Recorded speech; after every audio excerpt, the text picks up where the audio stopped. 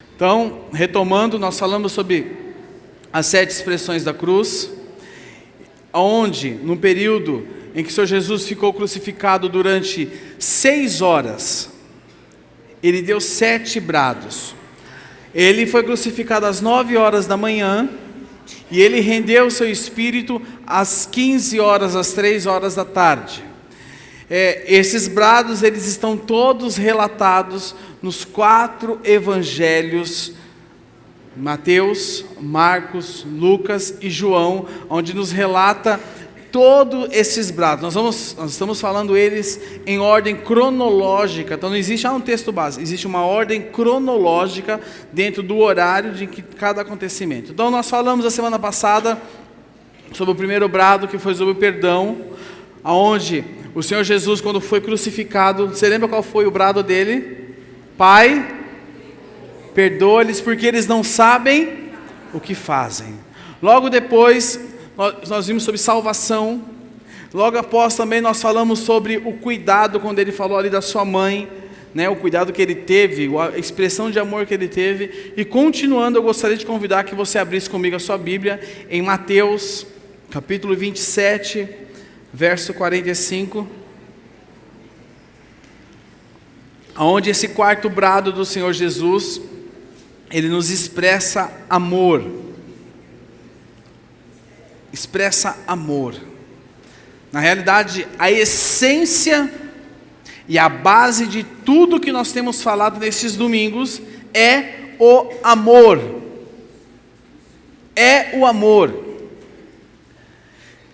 O Evangelho de Mateus 27, 45 e 46 diz o seguinte: e houve trevas sobre a terra, do meio-dia às 3 horas da tarde. Lembrando que este acontecimento aconteceu a meio-dia, ok? A meio-dia.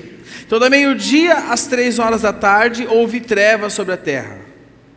Por volta das 3 horas da tarde, Jesus bradou em alta voz: Eloi, Eloi, lama sabachthani, e que significa: meu Deus, por que me abandonaste?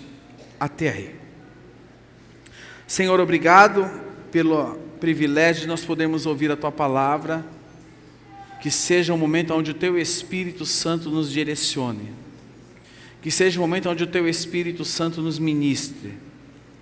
Nós queremos que o Teu Espírito tenha liberdade em nosso meio, para manifestar o Teu querer em nós, meu Pai. Fala conosco nessa noite, em nome de Jesus Cristo. Amém.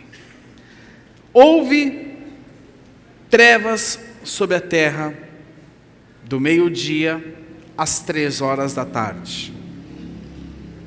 Por volta das 3 horas da tarde, Jesus bradou em alta voz: Eloi, Eloi, lama sabachthani, que significa: meu Deus, por que me desamparaste?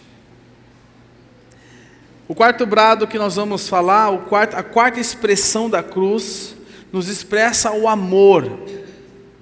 O amor daquele que é o Filho de Deus, daquele por qual tudo que existe foi criado, daquele que existe da eternidade passada até a eternidade futura, daquele que se esvaziou da sua glória, se esvaziou-se da sua divindade, esvaziou-se de si, tomou forma de homem. E neste exato momento aqui que nós lemos essa passagem, aonde Jesus dá o seu quarto brado, no momento em que ele está crucificado, aonde ele diz: meu Deus, por que me desamparaste? Deus em que ele chamava de Pai. Ele nos ensinava a enxergarmos a Deus como Pai. Tanto que uma das orações que ele nos ensina, que é o qual? O Pai Nosso. Fala comigo: Pai Nosso. Fala: Pai Nosso, o seu Pai. E neste momento, ele olha para os céus, aonde a sua comunhão é quebrada com Deus, aonde todo o pecado da humanidade é despejado sobre ele, e ele olha para o céu e fala: meu Deus, por que me desamparaste? O sentido deste brado que o Senhor deu na cruz é que ele estava só, desamparado e abandonado. Para vocês entenderem o sentido desta expressão, é como abandonar um soldado ferido para morrer só. É o mesmo sentido. O Salvador estava só naquela cruz. O Salvador estava só naquela cruz. A Bíblia relata que houve 3 horas de trevas sobre a terra. No momento em que os nossos pecados foram colocados sobre ele, o sol fechou seus olhos para ele. O sol que foi criado por ele. Vocês terem uma ideia da dimensão do sol, acho que vocês devem saber disso. O sol em relação à terra é 1.300.000 vezes maior do que a terra. E este grande astro, esta grande estrela, naquele momento fecha-se os olhos, porque o Salvador estava ali naquela cruz. Alguns historiadores, eles dizem que nessas 3 horas, que durante essas 3 horas, os pássaros não cantaram, e nem as ondas do mar quebraram. Havia silêncio total sobre a terra. Existem alguns silêncios que são perturbadores, né? Havia silêncio total na terra. Essa é uma expressão de amor daquele brado: meu Deus, por que me desamparaste? Às vezes eu pergunto para Jesus o que ele viu em mim. O que você viu em mim, Jesus? Ele sabe o que ele viu em mim? Ele me amou. Ele te amou. E tudo isso que nós temos visto nesse decorrer desses dias é expressão do amor dele. E qual é a resposta? Qual é a resposta que eu tenho dado a este amor? Pergunta que eu transfiro para você. Qual é a resposta que você tem dado a este amor? Qual é a resposta que você tem dado a este amor de Deus? Não ameis ao mundo. Muitos, a resposta, ao invés de responder ao sacrifício e ao amor de Deus, têm respondido ao apelo do mundo. Mas abra sua Bíblia comigo, no Evangelho de Marcos, capítulo 12, verso 28. Evangelho de Marcos, capítulo 12, verso 28.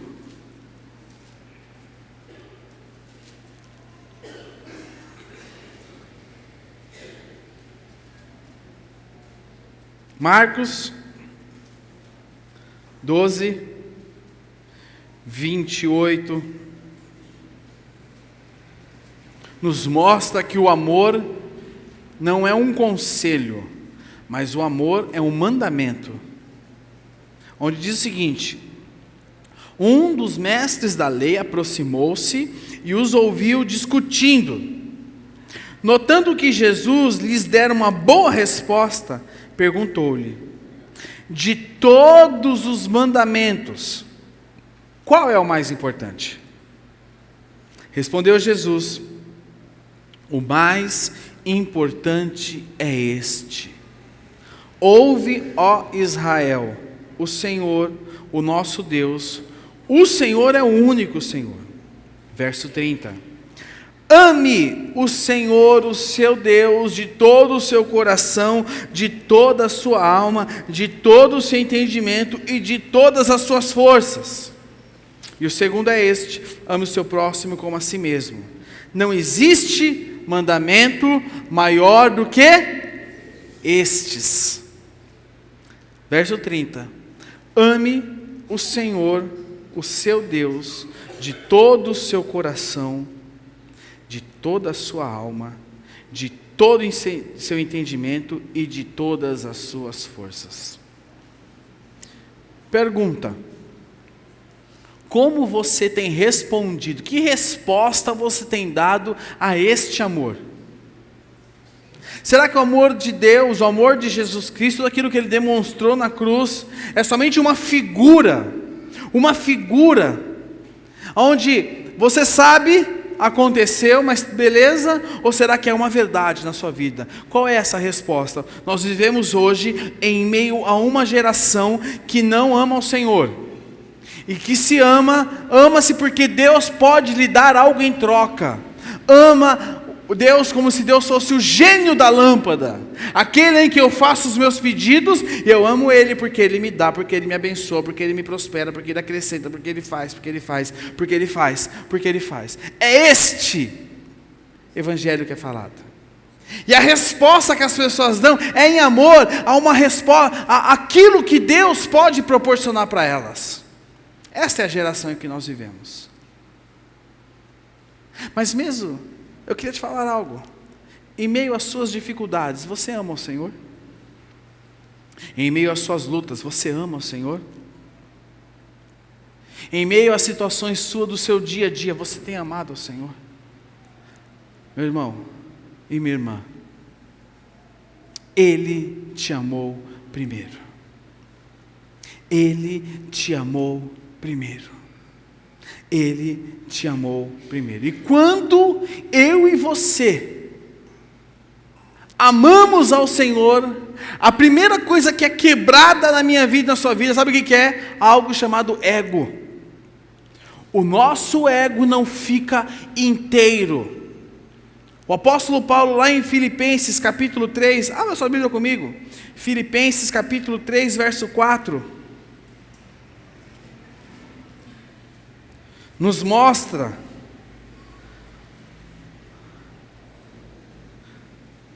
algo muito claro dentro dessa realidade. Filipenses capítulo 3, verso 4.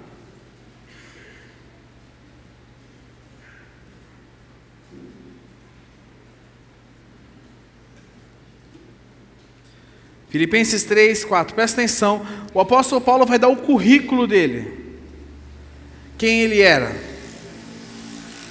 vai falar suas qualificações, e depois ele vira a chave.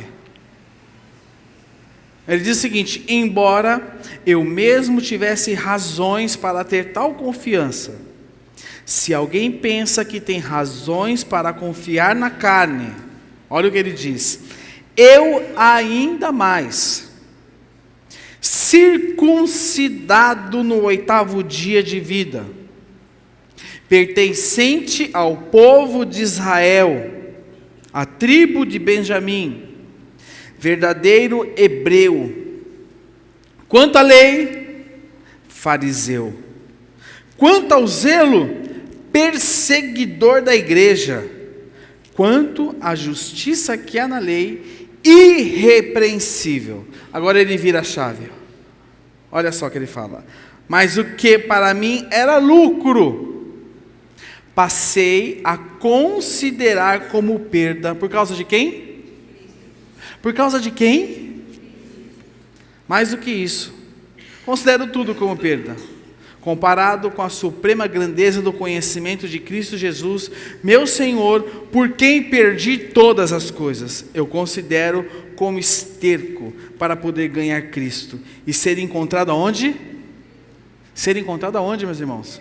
Nele. Não tendo a minha própria justiça que procede da lei, mas a que vem mediante a fé em Cristo, a justiça que procede de Deus e se baseia na fé. Mas o que para mim era lucro, verso 7, passei a considerar como perda por causa de Cristo.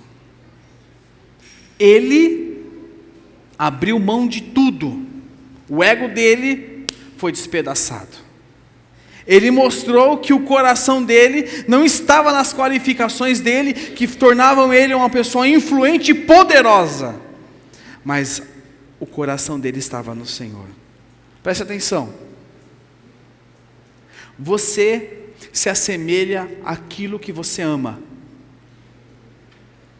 Você se assemelha àquilo que você ama. Se Jesus voltar agora, se Jesus voltar hoje, como que Ele vai te encontrar? Como Ele vai te encontrar? Irmãos e irmãs, que nós possamos responder a este amor maravilhoso que o Senhor Jesus demonstrou na cruz pelas nossas vidas. Que nós possamos dar uma resposta com as nossas vidas. Uma resposta com as nossas vidas. Que nós possamos dar uma resposta a Ele, amando acima de tudo. O quinto brado que o Senhor Jesus deu na cruz, lá no Evangelho de João. Abra comigo o Evangelho de João, capítulo 19. João 19.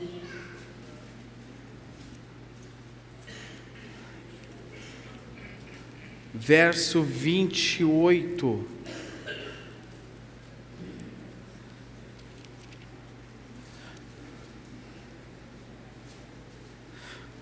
Poxa, provisão, que legal. Então quer dizer que agora, né? Olha que provisão. A provisão é dele. João 19, 28 a 29 nos diz o seguinte: mais tarde, sabendo então que tudo estava concluído, para que a Escritura se cumprisse, Jesus disse, o que ele disse aí? O que está escrito na sua Bíblia? O que ele teve? Teve sede, tenho sede. Estava ali uma vasilha cheia de vinagre. Então embeberam uma esponja nela. Colocaram a esponja na ponta de um caniço de isopo e ergueram até os lábios de Jesus. Aí no verso 30 eu vou ler para vocês, mas não faz parte desse contexto. Tendo-o provado, Jesus disse: está consumado. Com isso, curvou a sua cabeça e entregou o Espírito. Mas até o verso 29, eles ergueram o quê? Uma esponja com vinagre. Esse acontecimento era bem próximo à hora nona, bem próximo às 3 horas da tarde, o momento em que o Senhor Jesus rendeu, bem próximo. O Senhor Jesus teve sede. E a palavra nos mostra que os soldados deram vinagre para ele. Mas o que me chama a atenção é que quando ele foi crucificado, no momento em que a crucificação começou, os soldados ofereceram a Jesus um anestésico. E Jesus recusou aquilo. Abra sua Bíblia comigo em Mateus 27, verso 33. Mateus 27, verso 33.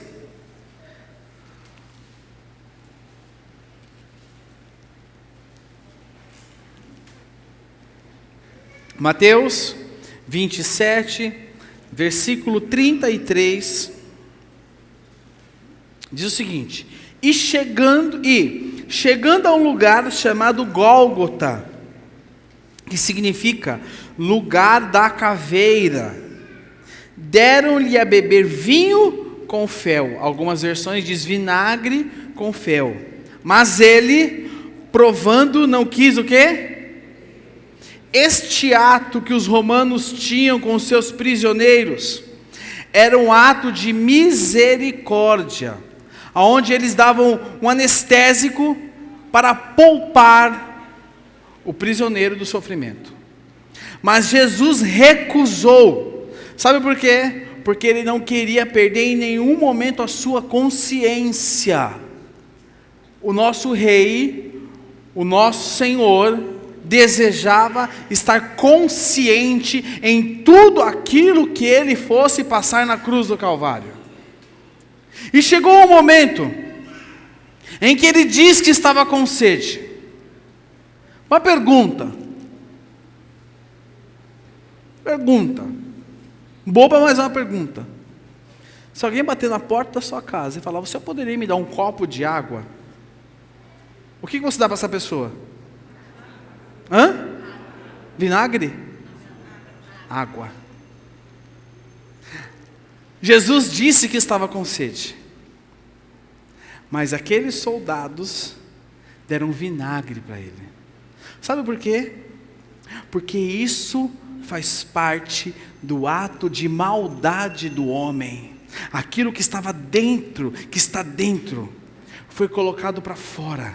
E era necessário que essa maldade fosse colocada em evidência. E Jesus falou: tenho sede. E aqueles homens deram vinagre para ele. Provisão. Por que provisão? Muitos têm tomado vinagre hoje. O vinagre que o mundo oferece. Muitos têm se esbaldado nas águas sujas e salobras que este mundo oferece. Mas Ele nos deu a provisão dEle, Ele é a verdadeira fonte de água viva. Ele é a fonte de água cristalina. Ele não é uma água amarga. Nós podemos entrar em outro assunto aqui agora, mas eu não vou por esse caminho. Mas Ele é a fonte de água viva. E quem bebe dele, jamais o quê? Quem bebe dele jamais terá? O que nós temos bebido? O vinagre que o mundo oferece, que a maldade tem oferecido, ou da verdadeira fonte de água viva, que é Jesus Cristo. Ele passou sede, para que nunca mais eu e você passássemos sede, porque Ele é a fonte de água viva. Mas sabe o que acontece, irmãos? Nós somos duros de coração. Nós somos duros de coração, porque temos visto o que este mundo nos tem oferecido. Temos tomado vinagre como se fosse água. Mas eu quero te fazer um apelo, para que você comece a tomar da água viva que é o Senhor Jesus. Ele é a verdadeira provisão. Ele é a tua provisão. Eu não sei o que você tem passado, eu não sei o que você tem enfrentado, eu não sei qual é a sua agonia, qual é a sua luta, qual é a sua dor, eu não sei, meu irmão, mas eu quero te falar algo. O Senhor Jesus é a sua provisão em meio ao deserto. Ele é a sua fonte de água viva. Ele quer te sustentar, Ele quer te saciar, porque a vida está nele, e só tem vida quem toma dele. Ele é a verdadeira fonte de água viva. Ele é a minha e a sua provisão. Tome dele. Tome dele. Tome dele. E após isso, no João 19, verso 30 agora, o Senhor Jesus deu o sexto brado. João 19, 30. Aonde, após ele ter sede, os soldados deram vinagre para ele. No verso 30 diz: tendo provado, algo que me chama a atenção agora, nesse exato momento aqui, como se eu estivesse sentado na minha cadeira estudando para pregar. Tendo provado o quê? A maldade do homem.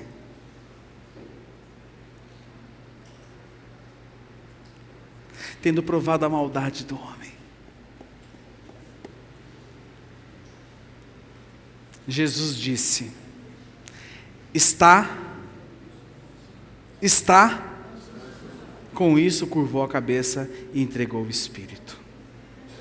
Esse está consumado é a palavra tetelestai. A palavra tetelestai, uma serva quando ela terminava os serviços na casa da sua senhora, ela chegava diante da sua senhora e dizia tetelestai, que significa: está tudo pronto, eu não tenho mais nada a fazer. No final de uma peça de teatro, quando acabava o teatro, a peça, o diretor tomava a cena e dizia tetelestai, tudo já foi feito, tudo já foi apresentado. Mas o Senhor Jesus tem uma aplicação clara dessa palavra dele na cruz. Quando uma dívida ia ser paga, o devedor chegava diante do credor e entregava o dinheiro, e o credor rasgava a promissória dizendo: tetelestai, que significa você não me deve mais nada. O Senhor Jesus na cruz do Calvário, quando ele disse tetelestai, está consumado, ele dizia, eles não devem mais nada. Você tinha uma dívida de 10.000 talentos de prata, uma dívida impagável, mas o Senhor Jesus na cruz pagou essa dívida por mim e por você. Nós não precisamos fazer mais nada. Existem pessoas que se esforçam para serem aprovadas por Deus. Nós não precisamos fazer nada, porque Ele já fez tudo. Amém? E quando deu 3 horas da tarde, abra sua Bíblia comigo em Lucas, capítulo 23.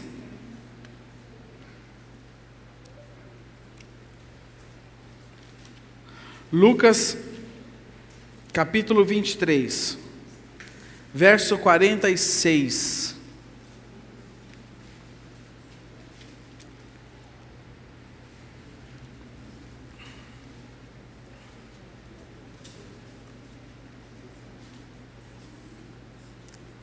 Jesus, como que ele bradou aqui, que fala? Bradou em alta voz, falou bem alto, Pai. Lembrando que ele falou no quarto brado, meu Deus, por que me desamparaste? Mas agora aqui ele fala em voz alta, Pai, nas suas mãos entrego o meu espírito. Tendo dito isso, expirou. Presta atenção, naquele momento, na meio-dia, quando o dia se tornou noite, o sol fechou seus olhos, o Senhor Jesus clamou, meu Deus, por que me desamparaste? Aonde alguns historiadores dizem que os pássaros não cantaram e o mar não quebrava, houve silêncio total, houve ali a quebra da comunhão. E o Senhor Jesus olha para o céu e diz, meu Deus, e não fala Pai. Mas neste momento, ele olha para os céus, Pai, nas tuas mãos eu entrego o meu espírito. A comunhão está restaurada. Há um acontecimento que eu não vou entrar nesse assunto aqui, mas a palavra diz que o véu do templo foi o quê? Rasgado. A composição deste véu, se nós fôssemos entrar nela, nos mostra que Deus, quando rasga aquele véu, Ele está realmente restaurando a comunhão dEle comigo e com você. Todo aquele que crê em Jesus Cristo tem a sua comunhão com Deus restaurada.